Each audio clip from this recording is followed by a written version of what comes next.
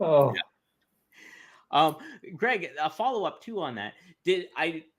When the plan was for Andre versus Hogan, were you guys going to move on even though after the fact that when you lost Hogan, like try to find a replation, try to do we something? had to,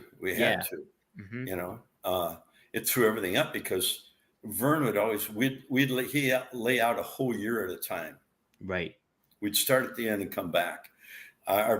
We'd start September 1st to the end of April. Those were our biggest months. In the summer, we'd run the big arenas, it'd be on the weekends. We maybe do 1 or 2 spot shows during the week. So, the guys had all May and the first 2 weeks of June off. So, that's what we had such great talent there because they got time off to spend with the families. Vern was very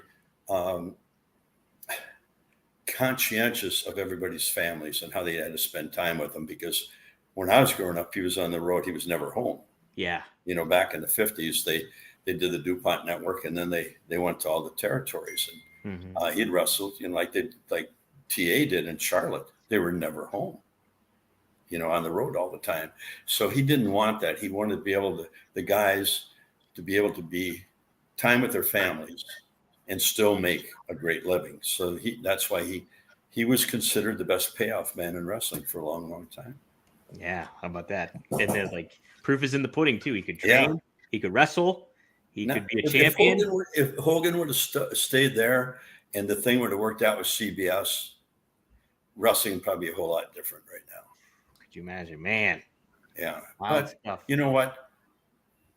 You can't keep looking back all the time. You look forward. When I watch their show, I watch the improvements they made. I've watched the improvements since Triple H took over and The Rock. I'm sure he's calling a lot of the shots too, because I've seen a big change in the way the matches are, the interviews, and it just feels like a better place. Absolutely. It really does. Mm-hmm. And I give them all credit. It's reassuring to have somebody like Paul Levesque in charge and handling things because he's got such a tie to the history of the business and appreciation for everything in the business when it comes to all that stuff. It would be smart of them to hook up with us with all these action figures. I agree. I wholeheartedly agree. Yeah. Let's get on the phone. I'll get Triple H's number. We'll call him up. Get him on here. I've got his number. Okay, well there we go. He just doesn't answer it.